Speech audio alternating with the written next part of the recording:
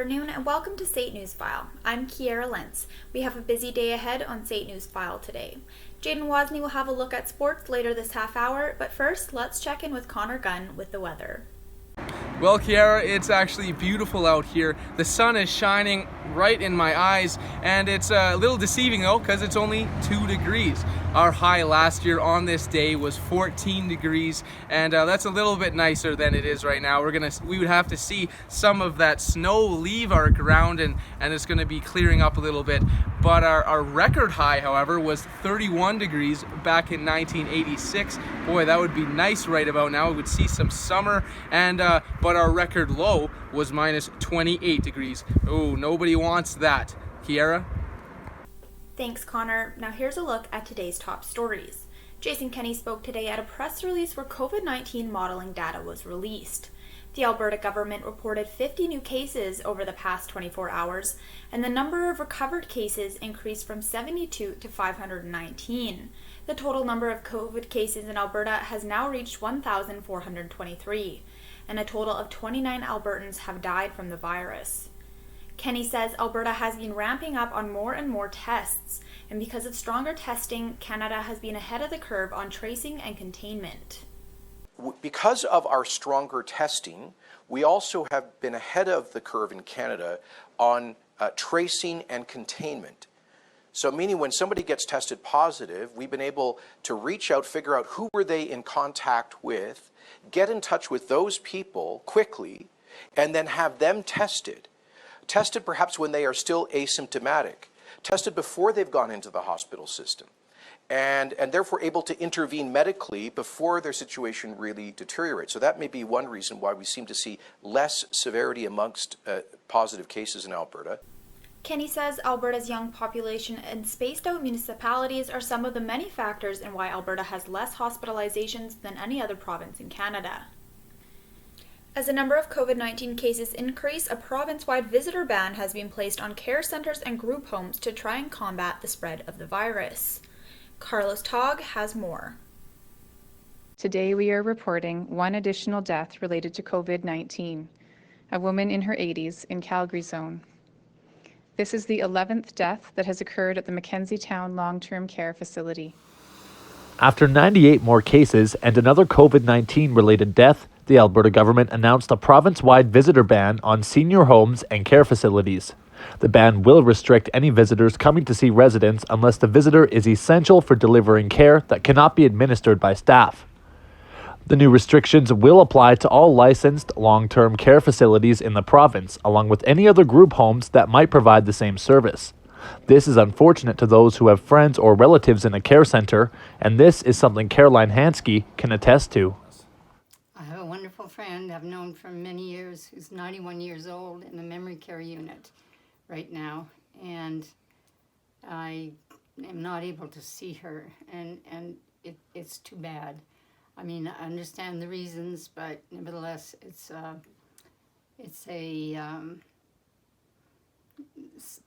something missing for her and for me. The new restrictions will allow family and friends to visit someone who's dying, but in these cases, visitors will only be allowed in one at a time and will not be allowed to interact with anybody else in the building. Should this happen, any visitors that arrive must undergo a mandatory health screening before they can enter. This includes a temperature check and a questionnaire. It remains to be seen just how long these measures will be put in place, but due to the elderly being at a considerably higher risk of COVID-19, it's looking like these measures will be put in place for the foreseeable future. For State Newsfile, I'm Carlos Togg. The COVID-19 pandemic has hit especially hard here in Alberta, where as many as 1 in 4 people are either out of work or will be. Many of those people are wondering how are they going to make ends meet. Simone Shahay has been covering this story for us and joins us live. Simone, those people can now finally apply for emergency benefits from the federal government. It's quite a bit of money, Kira. $2,000 a month, and that's retroactive. But some people are complaining they're trying to contact the CLA for assistance with little to no avail. While a sigh of relief can be heard from the empty classrooms across the country, some workers who are still waiting for their CRB check believe they're left behind. The PM appears to be content with the way the CRB was delivered, but many Calgarians believe the process has not gone smoothly at all. I tried going on around 8 o'clock Monday morning, and apparently there was about 240,000 people at the same time trying to get on, so the computer just kept going and going and going. So I didn't get on till the evening. I tried getting on the evening, I finally got on. Their biggest concern is the government's website does not seem to have the ability to sustain the traffic. The Prime Minister announced more relief today, especially for students. A subsidy of up to 100% to cover the costs of hiring students. We will also extend the time frame for job placement until the winter, because we know that some jobs will start later than usual. And because many businesses have had to scale back their operations, they will be able to hire students part-time. For high school students like Helen Caldwell, the CRB checks are a gift from heaven. Well, honestly, I would kind of want to stay at home instead of work at Costco because, you're making the same amount of money basically if you working part-time there than you are making it at home. So it's not really a point for me to go work at Costco. Costco, Sobeys, Walmart, and other superstores launched a hiring campaign last month to hire seasonal workers to be in the front line of this pandemic. Some Canadians claimed they received 2 payments of $2,000, which is not entirely a good thing as they will receive nothing next month. Kira? Simone Shahay reporting from Southeast Calgary. A reminder for people receiving the subsidy, it is taxable income. The City of Calgary met today to discuss the city's response to the growing COVID-19 pandemic. It is under the recommendation by Premier Jason Kenney that masks should be worn in public places to prevent your cough or sneeze from traveling further to protect others. While there have been a number of people following these guidelines, some are not disposing of them properly. Calgary's Emergency Management Chief Tom Sampson says he is disappointed to hear of people throwing their personal protective equipment on the streets and not in the trash. You've chosen to wear them into the store or whatever public environment you've got in, but you're throwing them on the ground. And I'm sorry, just for a second, I'm sorry. I'm not sure what you're thinking. Leaving them there is just not the right thing to do. Please dispose of them in a garbage can, and let's not make somebody else come in and pick up your mess. Sampson has asked the public if you find any personal protective equipment on the ground to safely dispose of it and wash your hands afterwards. There is a small light at the end of the tunnel for small businesses in Alberta, although they still face a number of challenges amid COVID-19. The Canadian Federation of Independent Businesses barometer says confidence in Alberta went from a record low of 26.2 in March to 36.8 in April. Thanks to the federal government, small business owners will receive a wage subsidy that will cover 75% of salaries over the next 3 months, retroactive to March 15th. Alberta's index remains the third lowest in the country and is only slightly behind the national index of 37.7. According to CFIB, an index level of 65 is an indication the economy is growing at its potential. Only 4% of businesses foresee adding full-time staff over the next 3 months, while 66% say they will have to cut back. Albertans aren't visiting liquor stores as frequently as their neighbors from British Columbia. BC has seen a 40% increase in liquor sales during the COVID-19 pandemic, and Alberta is far from those numbers. Currently, liquor stores in Alberta and BC are considered an essential service, and it's expected sales will remain steady while stores are open, although many are preparing for the Alberta government to make changes to the essential service status. If you're looking to travel between Alberta and BC, you may want to think twice. With Easter long weekend approaching, politicians representing the East Kootenay Regional Health District want to temporarily shut down the boundary between the two provinces. The closure would affect non-essential travelers with hopes to stop the potential spread of COVID-19. For small communities like Fernie, Sparwood, and Kimberley, they don't have the resources to deal with a large amount of COVID cases. The politicians voted unanimously on the proposal and have written a letter to the BC Health Authority asking for support. And while there is currently no ban in place, the Alberta Health Services discourages Albertans from traveling long distances, including the trip to BC. It's been about 3 weeks since schools in Alberta closed due to concerns over COVID-19. Teachers had a short window to find a way to deliver lessons to their classes. As Darren Bain reports, the transition to home learning has gone easier than expected. It's been like a roller coaster. Their classrooms have been empty for weeks, but teachers have been working harder than ever. In March, teachers and students alike were informed their schools would be closing and would have to find new ways to learn. Teachers across many levels of education were given only a week to figure out how to deliver lessons. The transition to home learning can be described with one word: fast. And we had to make decisions quickly, and we've had to act quickly. And for some teachers, this meant learning something new themselves. I have learned a lot of technology that I would not normally use in my classroom, but it's been super positive to have such a collaborative staff and to be able to ask questions and to kind of troubleshoot things with them before giving it to our students. So it hasn't been an easy time for teachers having to adapt to new learning tools, but some are saying the results are positive. And we have successes every day, and we get more kids on board each day, and we are helping families each day. So this could also lead to parents being better equipped to assist their child's learning. So if there's a concept that they're struggling with, or if they were gone for a week on a holiday or they were sick, how can parents be comfortable helping their child at home and know? Classrooms like this one will have to remain empty for most likely the rest of the school year. Students will have to adjust to learning from home, even if it does take a while. For St. Newsfile, I'm Darren Bain. Core school subjects like math and English have most of the attention from schools when they transition to online delivery. But what about the option courses? As James Dunn reports, teachers in the areas are relaxed and confident, while students continue to meet graduation requirements. During the COVID-19 pandemic, students and teachers alike were shocked at the move by the Alberta government to close schools and move classes online. We went into school on Monday, March 16th, and it was the worst day ever. It was such a feeling of grief and loss. But the show must go on, in the kitchen and on the stage. The foods and drama courses at Hunting Hills High School had to think outside the box when it comes to students' classes and the material that is taught. These two courses are heavily practical. Students are marked on actually cooking the food and performing scripts. There's a lot of really wonderful software that exists, things like lighting labs and stuff to teach tech theater.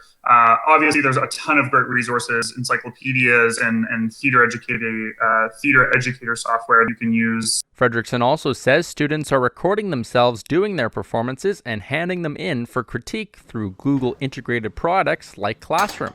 Foods teacher Zimmerman thinks it's all about the skills students learn to use in everyday life. I feel like it's really important to keep practicing. We may not be able to evaluate their specific taste of the food if they have salt or use the wrong leavener. But I feel like they still need to keep working on their. Alberta Education says those students who are still passing their classes will pass and move on to the next grade. Grade 12 students will still graduate if they meet the requirements. But grade 10 and 11 students who are still working their way up to try and meet those requirements still wonder that if in a year or two they'll be able to turn their tassel and call themselves high school graduates. Students need 10 credits from career and technology studies courses like foods and drama to get their diploma. Both Zimmerman and Fredrickson aren't worried about the challenge that still lies ahead for them and the other teachers at Hunting Hills. For now, learning continues whether it's on a virtual stage or a home kitchen. For St. Newsfile, I'm James Dunn.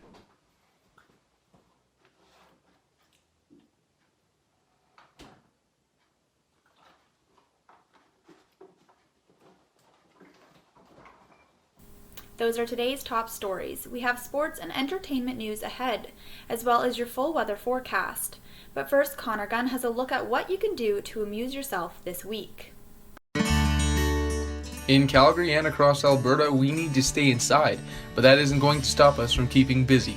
A couple of things we can do inside is something like learning a new skill, reading, or getting in a home workout. There's lots we can do to stay busy and stay happy.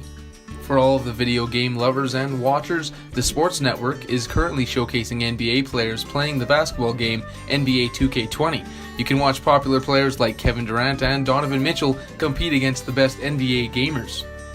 On the topic of video games, later on in April, the Super Smash Ultimate Tournament will take off for the best gamers worldwide online, and specifically the best youth players will have a chance to compete for prizes. Sign up today. Major artists are forced to do live stream concerts through quarantine. Big artists like Garth Brooks and Diplo are holding online concerts, and you can catch them weekly on your entertainment site or any artist's Facebook page.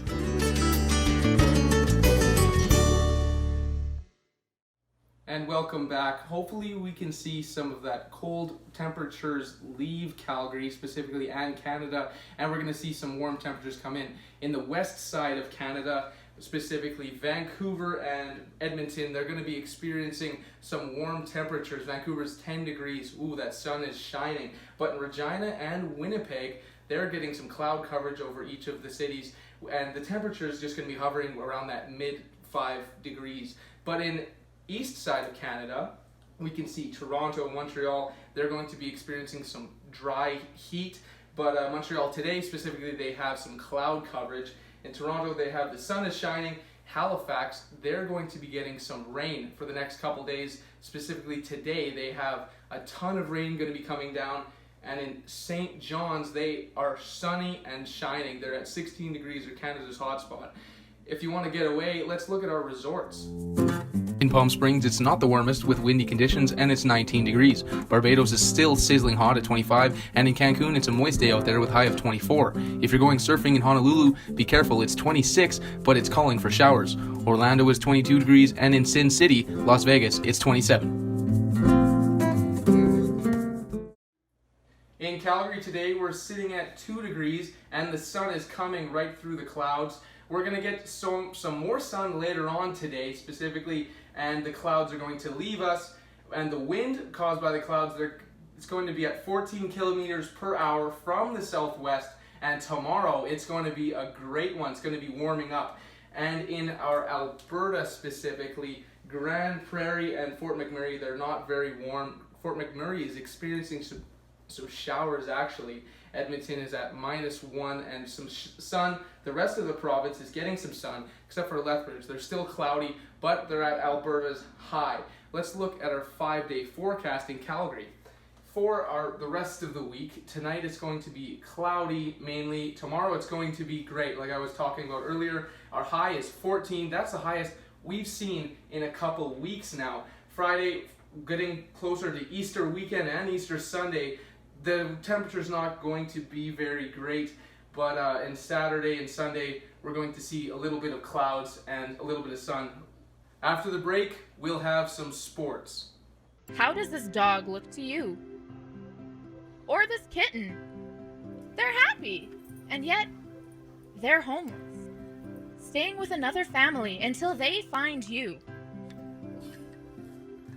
ARF has helped give over 2,500 animals forever homes. Why not be the net? Help us help them. You rescue, I rescue. ARF. Caring for those in need. Come and learn the breaking world of broadcast news. Find your passion to investigate, write, shoot, edit, and deliver the stories of the day. SAIT's broadcast news program teaches you everything you need to know for a career in radio and television. Become the next great anchor, reporter, or personality using industry-standard technology alongside qualified instructors with years of experience. This is Broadcast News. Come and dare to be on air. The SAIT Trojans had their season cut short by the outbreak of COVID-19. The athletes have moved home and can't train with their teams, and that can have an emotional impact. Logan Stein reports on how the athletes are coping with these unprecedented times. Take the lead here. Let's see if Trevelini can make one more burst on him. Chiso's going to take it. What is his final time going to be? Indoor track championships, futsal championships, ACAC women's hockey, men's hockey. These are just a few sporting events that have been greatly impacted by COVID-19. There's no last year winner. There's no contender. Kind of everyone's in the same boat. The teams that were in the playoffs, every team probably had a feeling that they are going to win it. And so everyone probably will take that feeling into next year. For the Trojans men's hockey team, They were charging into the ACAC semifinals against the Nate Ooks, a team that they had previously beat 6-3 in their last contest. Our hockey team didn't get to finish their playoffs. The men's team, they were in the semifinals, so it just ended abruptly. Our indoor soccer or our futsal team didn't have a provincial championship, so I think they were greatly impacted by this sudden, out of pattern. You weren't able to end the season. You weren't able to have the kiss or cry moment. Sport at any level requires a great deal of emotional investment. And despite this unprecedented end to the season, this is surely a time that Trojans athletes will never forget. Yeah, it's just kind of a weird ending. You don't even have like your year-end party, your year-end, with the guys. So it's definitely a different feeling, but something that we'll always remember this team who went through all of this together. So we'll definitely remember that for sure. For State Newsfile, I'm Logan Stein.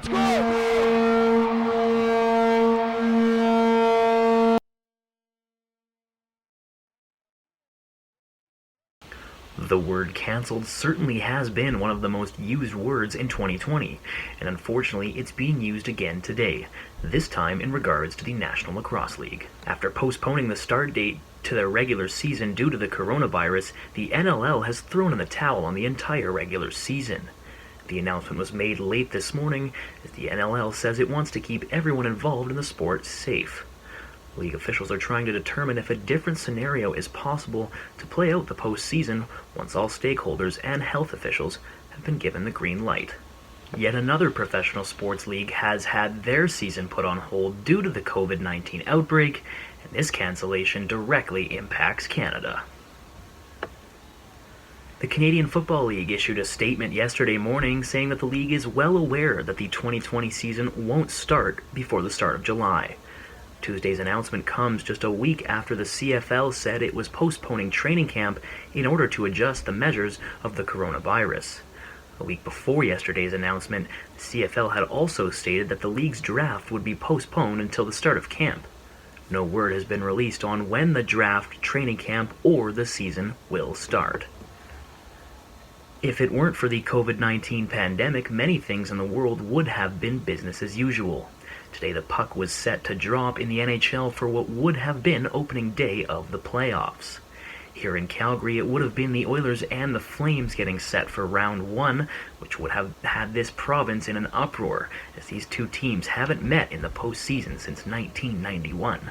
There is no word on when or if hockey will resume this season, but the NHL has been toying with the idea of having playoffs at a neutral site arena. Alexis Lafreniere has managed to stay as the highest-ranked North American skater as the NHL released its final standings for the 2020 draft this morning. The left winger of the Rimouski Oceanic was leading the QMJHL with 112 points in just 34 games when the league was shut down for the remainder of the season due to the COVID-19 outbreak. Finishing at number 2 was Quinton Byfield, and at number 3 was defenseman Jamie Drysdale, both of the OHL, and both were Lafreniere's teammates when they captured gold for Team Canada at the World Juniors. CCM Hockey is the latest sporting equipment brand to offer help during the COVID-19 pandemic. The equipment manufacturer from Montreal, as well as its athlete endorsees, announced this morning that it will be donating 500,000 surgical masks to frontline workers. CCM is currently in the process of procuring this protective equipment from its established network of partners that normally collaborate in the production of CCM hockey gear. The announcement comes after several other sporting equipment brands such as Bauer, Vaughn, and New Balance have also given support. And that's a look at sports. Thanks, Jaden. Tiger King, Murder, Mayhem, and Madness was one of 55 shows released by Netflix during last month's quarantine period, and the series has quickly become a pop culture sensation. Netflix is reportedly working on a bonus episode, but the main antagonist of the series, Carol Baskin, does not want to be a part of it. Charlie Caldwell joins us for this week's entertainment update. Charlie, why is the series so popular, and why are viewers upset Carol Baskin will not appear in the bonus episode?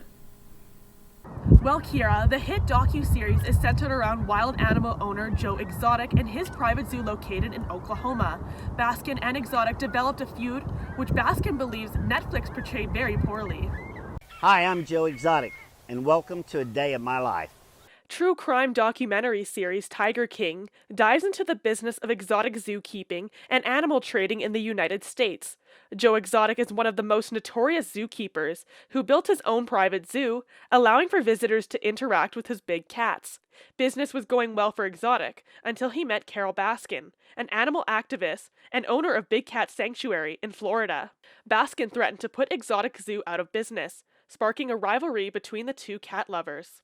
You're an animal rights person, and you try and come into this facility, this is what you're going to be greeted with. Things became extremely heated between the two when Exotic talked about the mysterious disappearance of Baskin's former husband, Don Lewis, online. Viewers of the show have begun to take Exotic's side and are showing love for him on the internet. Carol Baskin killed her husband, whacked him. Can't convince me that it didn't happen. Baskin slammed the documentary, calling it salacious and sensational, especially the way it covered details about her husband's death. Baskin adds, she is disappointed Tiger King didn't expose the abuse the animals faced, but mostly focused on hers and Exotic's feud. You see how they go from being so sweet to just wanting to tear your face off, and they can do it like that. The bonus episode is rumored to be released by the end of the week. Co-directors and writers Eric Good and Rebecca Shanklin say Baskin knew exactly what she was getting into when the pair began filming the series 5 years ago. Exotic is currently in federal prison, serving a 22-year sentence after attempting to hire hitmen to kill Baskin. And that's our entertainment update. Kiera? Thanks, Charlie. We'll have another entertainment update for you tomorrow. Still ahead on St. Newsfile. I had it so good. I had my own car, great grades, everything in my life was going great till I ruined it all. Little did I know, this would be my greatest mistake. Drunk driving.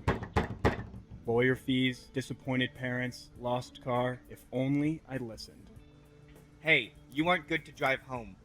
Friends don't let friends drink and drive. Come and learn the breaking world of broadcast news. Find your passion to investigate, write, shoot, edit, and deliver the stories of the day. SATE's broadcast news program teaches you everything you need to know for a career in radio and television.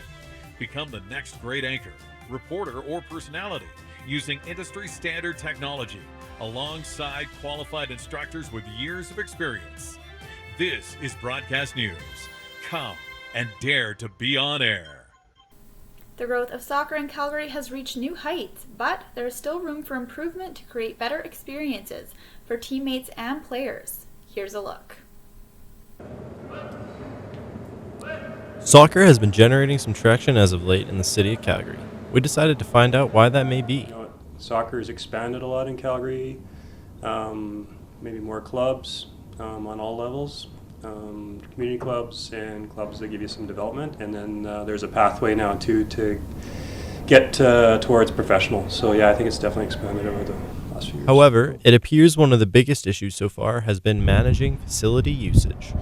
I think it will continue to grow, maybe not as fast as it should because of the facilities, but this seems to be a common viewpoint.